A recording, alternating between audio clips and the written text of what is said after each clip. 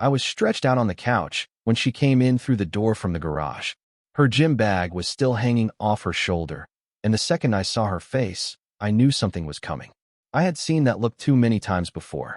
"We need to talk," she said, dropping the bag near the door. I reached for the remote and muted the television. "All right," I said. "Go ahead." She crossed her arms tight across her chest. "If you are going to keep acting jealous every single time I go out, then you should just leave." I did not answer. I stayed quiet and waited. "I mean it," she went on. "I am sick of being questioned all the time. Every time I want to go have fun with my friends, it turns into a whole thing. It is exhausting." "Okay," I said. She stopped for a second, clearly not expecting that. "Okay, that is it. What do you want me to say?" I asked. She shifted her weight and sighed. "Maybe that you will work on your trust issues. Maybe that you understand I need my own life too." I leaned back into the couch. "Are you finished?" "No," she said. "Actually, Ashley and I are going to Las Vegas next weekend. It is a girls' trip." "Who else is going?" I asked calmly. "Just us and a couple of people from the gym." "Which people?" I asked. She rolled her eyes hard. "See? This is exactly what I am talking about. You do not get to interrogate me." "I am just asking who is going to be there," I said. "Brian and Kevin are meeting us out there," she said. "They are friends." I nodded slowly. "Two guys from your gym." "They are friends," she repeated, louder this time. "We all work out together. It is not strange." "I did not say it was," I said. She threw her hands up. "Then what is the problem?" "There is no problem," I told her. "Sounds like you have already decided everything." She stared at me, waiting for an argument that never came. When I did not react the way she expected, she tried a different angle. "Maybe if you came to the gym with me sometimes, you would understand," she said. "They are good people. Brian just got out of a rough relationship, and Kevin is helping him get back out there. We are being supportive." "Supportive?" I repeated. "Yes," she said. "Adults can be friends. You know that." I picked up the remote again. "When are you leaving?" "Friday morning. We will be back Monday night." "All right," I said. She stood there, clearly waiting for more. When nothing came, she looked genuinely confused. "That is it. No argument?" "You already said everything," I told her. "You said if I cannot handle it, I should leave. You said I have trust issues and that you need your own life. So this is where we are." "I did not mean it like that," she said quickly. "Enjoy your trip," I said, turning the television back on. She stood there another moment, not sure what to do. Then she picked up her gym bag and went upstairs. A few minutes later, I heard the shower turn on. I sat there staring at the screen without really seeing anything. Years of marriage ran through my head. Years of slowly watching her drift away. The late nights at the gym. The new clothes. The phone locked with passwords. The way she kept calling me controlling, jealous, suffocating. Same story every time. I picked up my phone and opened my messages.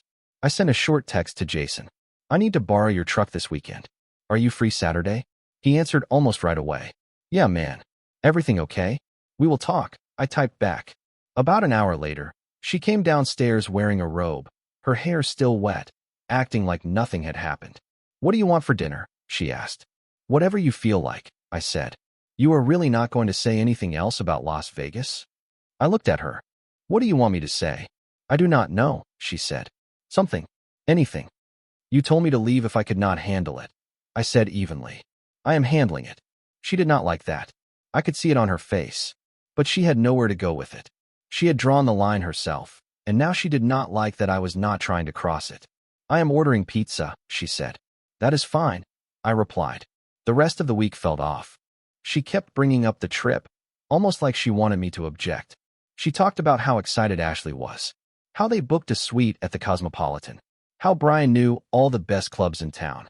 I just nodded and listened. Thursday night, she was packing in the bedroom. I stood in the doorway watching her. "Are you really okay with this?" she asked, holding up two dresses.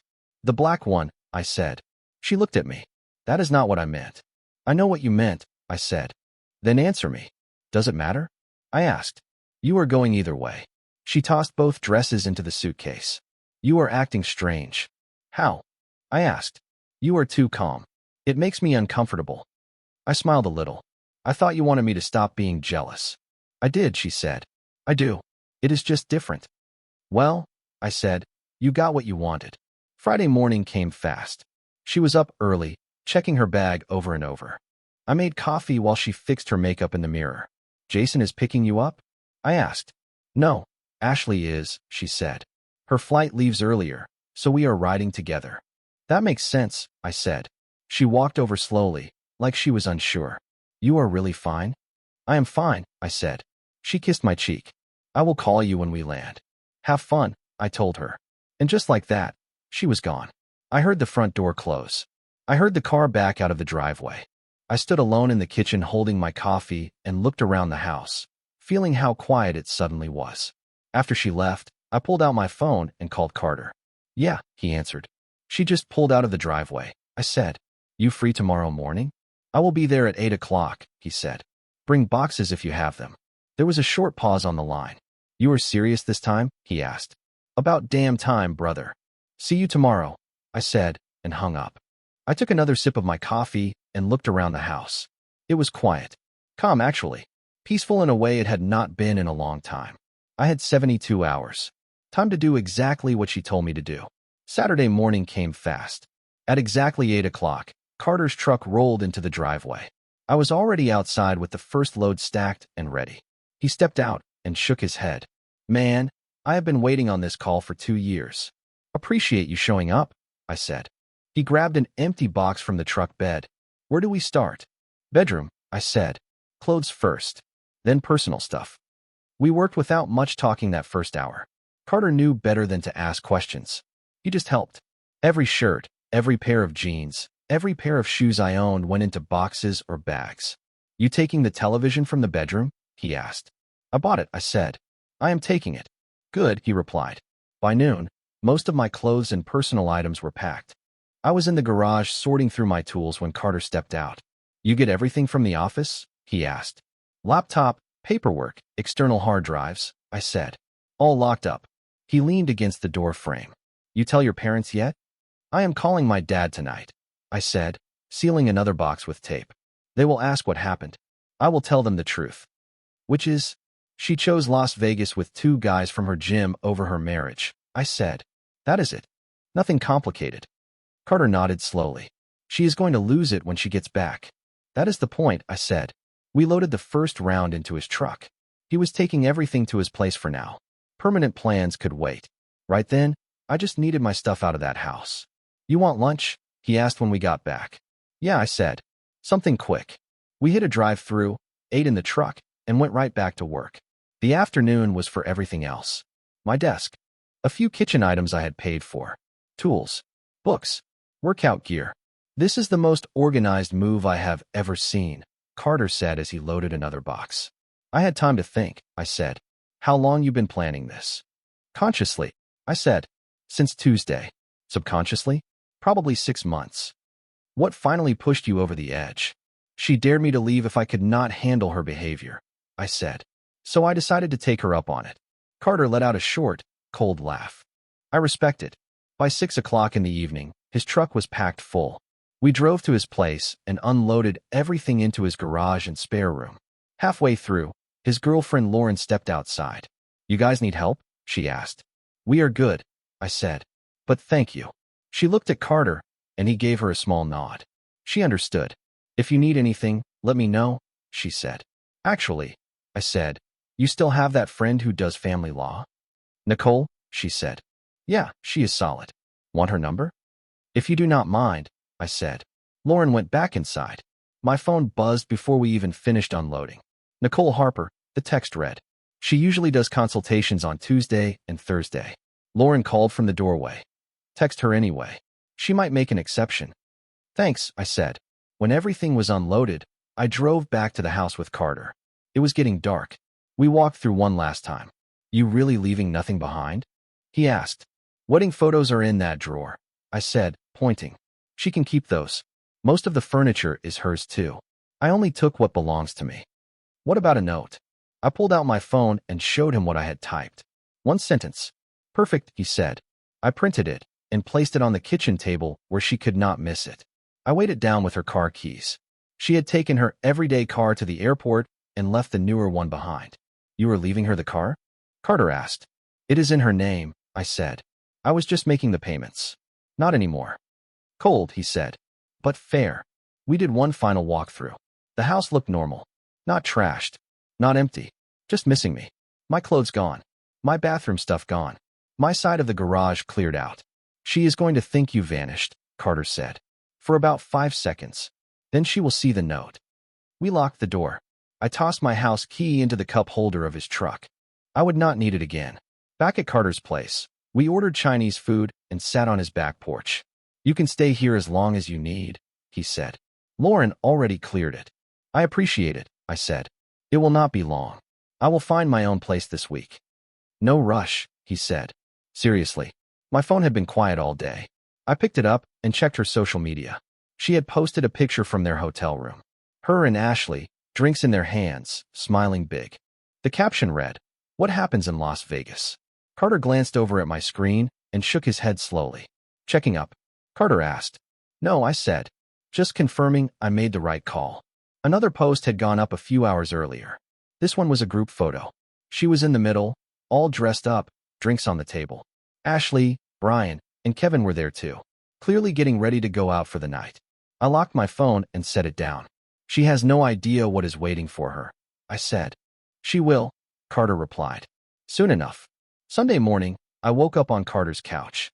I slept better than I had in months. No tension, no knot in my chest, just quiet. I grabbed my phone and texted Nicole Harper, the attorney Lauren had told me about. She replied within the hour. Available Tuesday at 2 in the afternoon. Bring any documentation related to assets and income. I spent the rest of Sunday getting organized. Bank statements, pay stubs, titles, receipts, anything that mattered. I also went through my phone and took screenshots of certain conversations. The ones where her tone had changed. The accusations. The anger. Not for revenge. Just proof. Carter and Lauren gave me space. They knew better than to hover. Around dinner time, Lauren knocked on the door of the spare room. Have you eaten today? She asked. Not really, I said. Come on, she said. I made pasta. The three of us ate together. Normal talk. Nothing heavy. It felt good. Like breathing again. You already seem different, Lauren said. Lighter. I feel lighter, I admitted. That is how you know you did the right thing, she said. My phone buzzed. A text from her. Landing in an hour. See you tonight. I did not respond. Carter saw my expression. She still does not know. Not yet, I said. She will when she gets home. I almost wish I could see her face, he said. Distance is better, I told him. Trust me. Later that night, I went back to the spare room and opened the dating app one had downloaded on Thursday. The one I had not touched because it felt wrong at the time. It did not feel wrong anymore. I updated my profile. New pictures. Honest words. Nothing flashy. I scrolled for a bit and sent a message to a woman named Cassidy. She looked real. Not trying too hard. She replied about 20 minutes later. We talked until midnight. Easy conversation. No games. No pressure. At one point, she asked if I was fresh out of something. I told the truth. Technically still married, I typed. My wife is in Las Vegas with 2 guys from her gym. She is coming home tomorrow to find out I took her advice and left.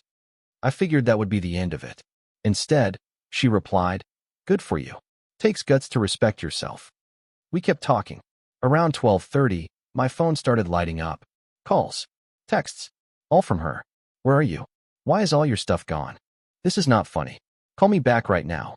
I put my phone on silent and kept talking to Cassidy. She asked what I was doing Tuesday night. Nothing, I said. Coffee, she asked. Yeah, I replied. I turned my phone face down and went to sleep. Best sleep I had in years. Monday morning, I woke up to 47 missed calls and 32 text messages. All from her. I scrolled through them while drinking coffee. It was almost educational. Confusion first. Then anger. Then panic. Then anger again. Finally bargaining. We can talk. Do not do this to us. I know I messed up, but this is extreme. I deleted all of them and called my dad. Hey son, he said. I moved out, I told him. I left her. Silence. Then he said, about damn time. That caught me off guard. You knew? Your mother and I both knew, he said. We were waiting for you to see it. Why did you not say anything? Would you have listened 6 months ago? He was right. You at Carter's? He asked. For now, I said. Looking for a place this week. You need anything? You call, he said. Your mother is going to want to feed you. Be ready. I smiled. Will do. And son, he added, I am proud of you. Not easy to walk away, but you did the right thing. After we hung up, I texted my boss and told him I needed a personal day. No problem, he replied. Everything okay? Will be, I typed back. I spent the morning looking at apartments. Set up a few showings for Wednesday and Thursday. One-bedroom places. Nothing fancy. My phone kept ringing. I kept ignoring it. Around 11, calls started coming from numbers I did not recognize. Friends' phones, most likely. I blocked those too. At noon, Carter got home from work. She showed up at my job, he said. You were kidding. Nope, he said. Asking if I knew where you were.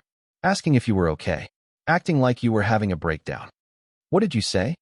Told her I had not seen you in weeks, he said, laughing. She believe you? Not even a little. But what is she going to do? My phone rang again. New number. I answered. Hello. Finally, a voice said. It was Ashley. What is going on? Put her on, I said.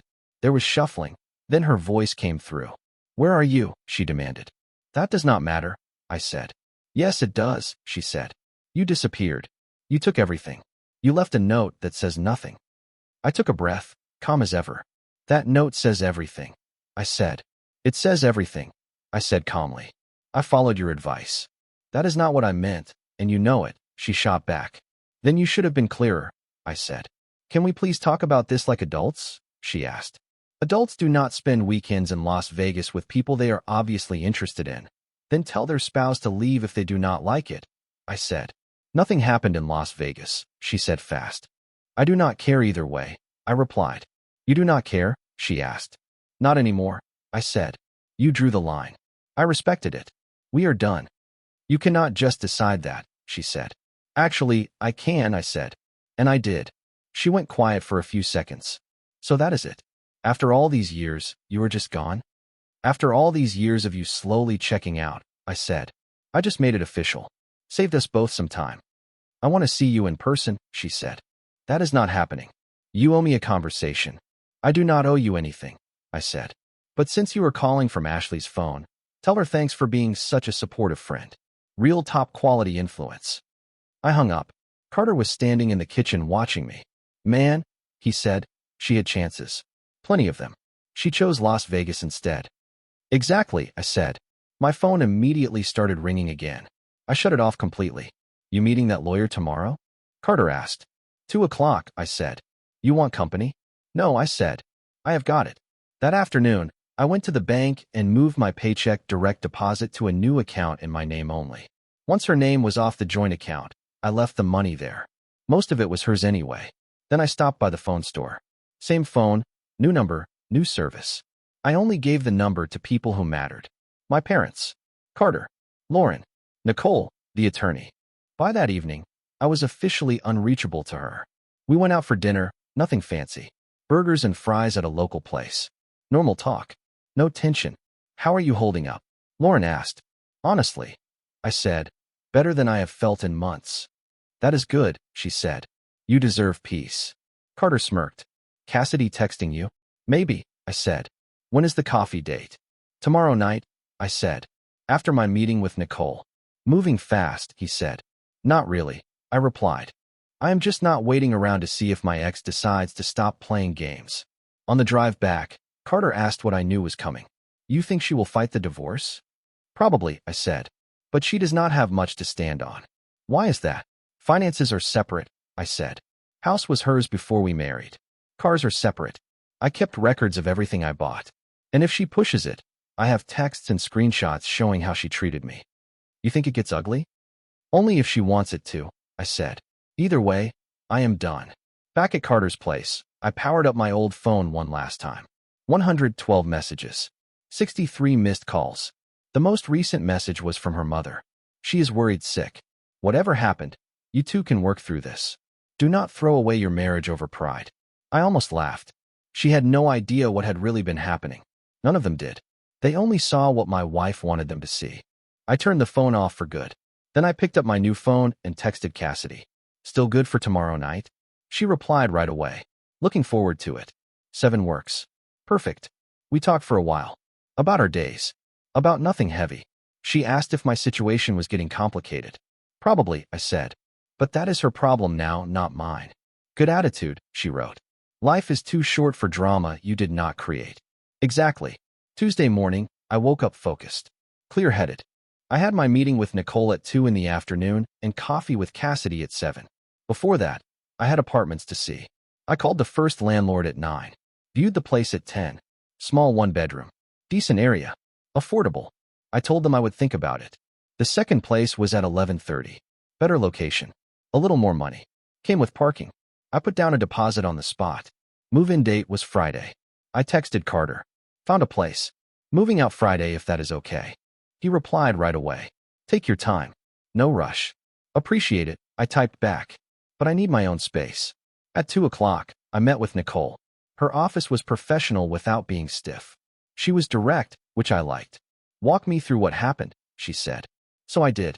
The slow breakdown. The gym. The trip. The ultimatum. Me leaving. Any children? She asked. No. No joint property? No, I said.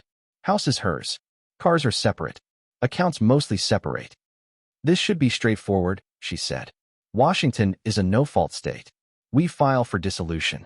She gets served. You either negotiate or go to court. How long does it usually take?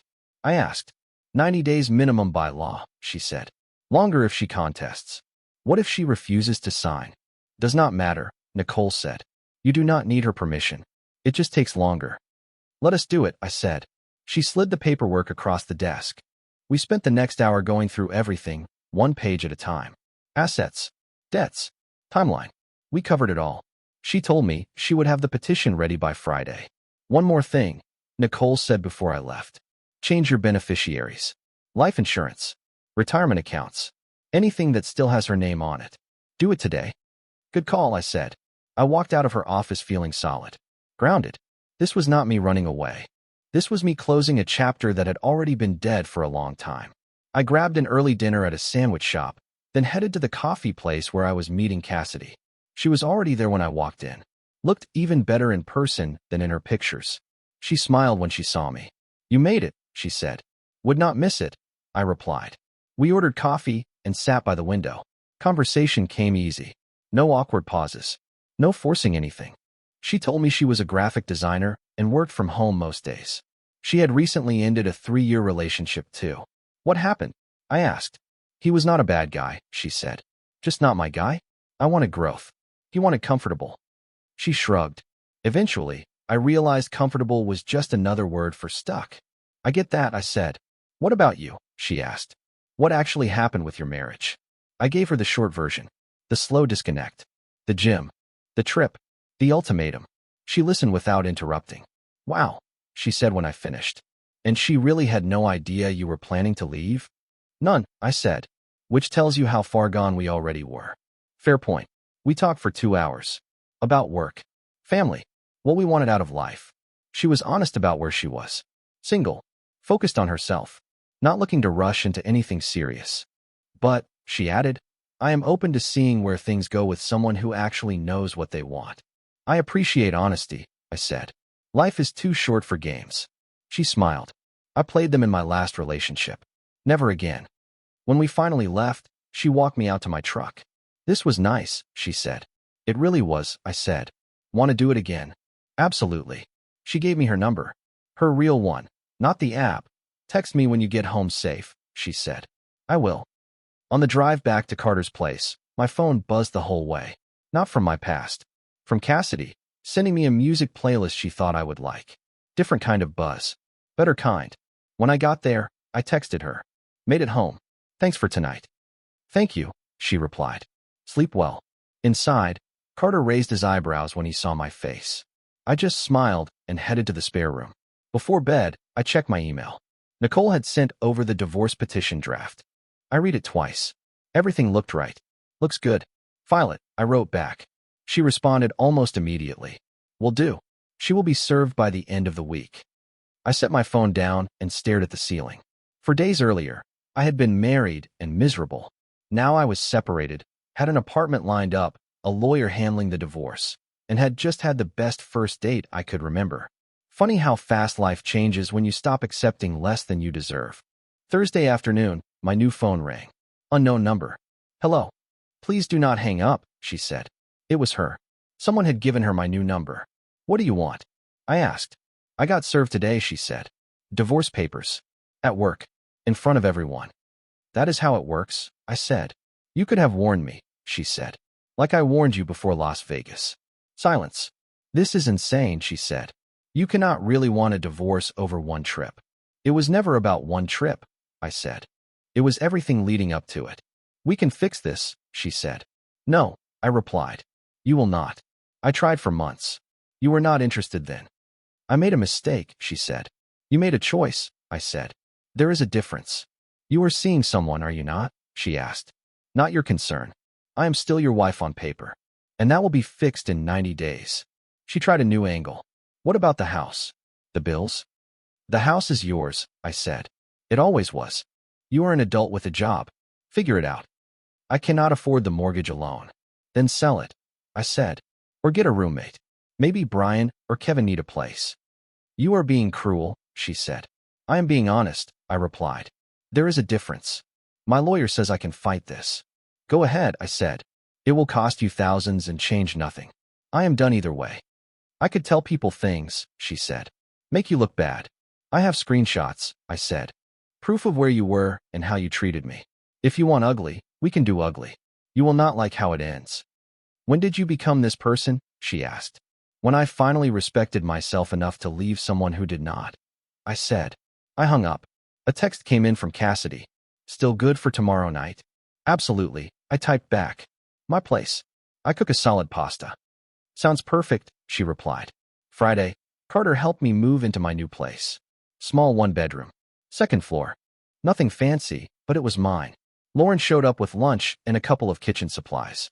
Every place needs good pans, she said. By 6 in the evening, I was unpacked, showered, and changed. I headed over to Cassidy's place. She answered the door in jeans and a sweater. Come in, she said. Hope you like Italian. Her apartment smelled like garlic and tomatoes. We talked while she cooked, standing side by side in the kitchen. For the first time in a long while, everything felt easy.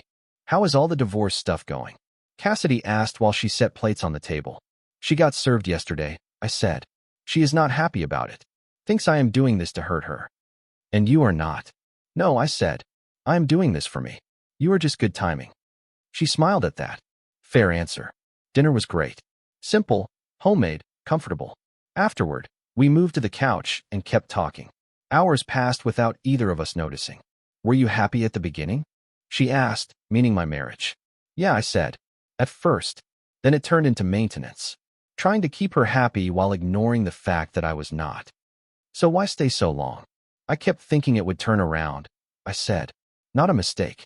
Just hope that hung on too long. We put on a movie. She leaned into me like it was the most natural thing in the world. When it ended, I glanced at my watch. Almost midnight, I said. I should probably head out.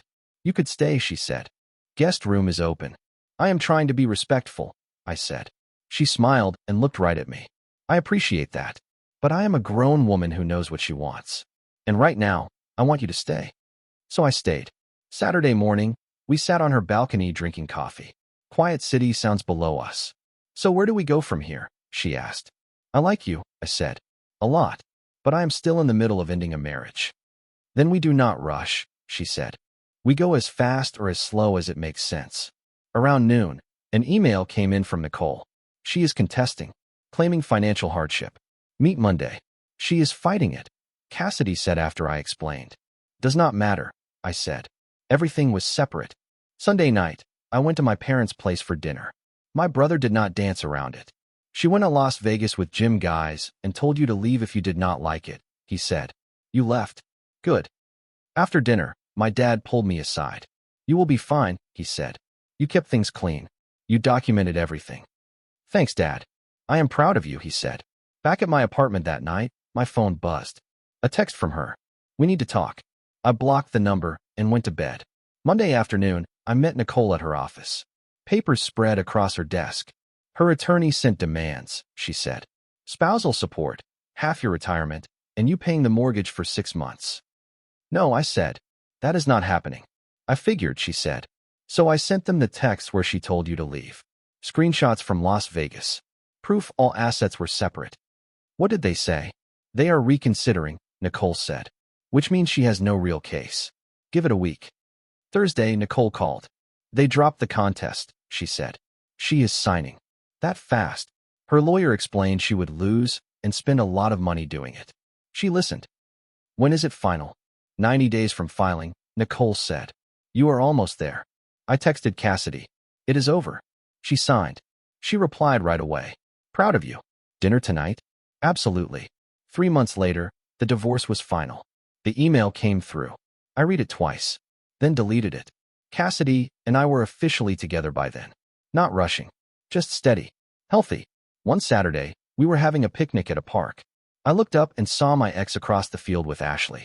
She looked worn down. Cassidy followed my eyes. That her? Yeah, I said. Want to leave? No, I said. She does not get to decide where I exist anymore. My ex noticed me and started walking over. Got halfway before I shook my head. She stopped, turned around, and walked away. Cassidy squeezed my hand. Handled well. Had practice, I said. A few weeks later, I ran into my ex at a gas station. She froze when she saw me. I nodded once and kept walking. Wait, she called out. Can we talk? I turned. About what? I just wanted to say I am sorry, she said. For everything. Okay, I said. I heard you. Are you happy? She asked. Yeah, I said. With myself. She is just a bonus. I miss you, she said. You miss the version of me that accepted being second, I said. That guy does not exist anymore. I really loved you. Maybe, I said. But not enough to respect me. And that part mattered. I got in my truck and drove away. Last time I ever spoke to her. 6 months later, Cassidy and I moved in together. 2 bedrooms. A small yard. Made it ours. One evening, we were cooking dinner. Music playing. She was chopping vegetables inside while I worked the grill. You ever think about her? She asked through the window. Not really, I said. Sometimes the lessons. Not the person. What lessons? That I am worth more than being someone's backup plan, I said. That love without respect is just control with better branding. She smiled. Good lessons. The ones that matter usually hurt first, I said. We ate on the patio. Talked about work.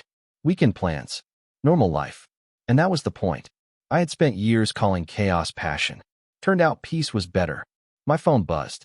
A text from Carter. Barbecue at our place Saturday. You two coming? Would not miss it, I typed back. Cassidy leaned against my shoulder. This is nice, she said. Yeah, I said. It really is. No revenge. No big showdown. Just a man who finally chose himself and built something better. Sometimes, that is the whole story. And it is enough.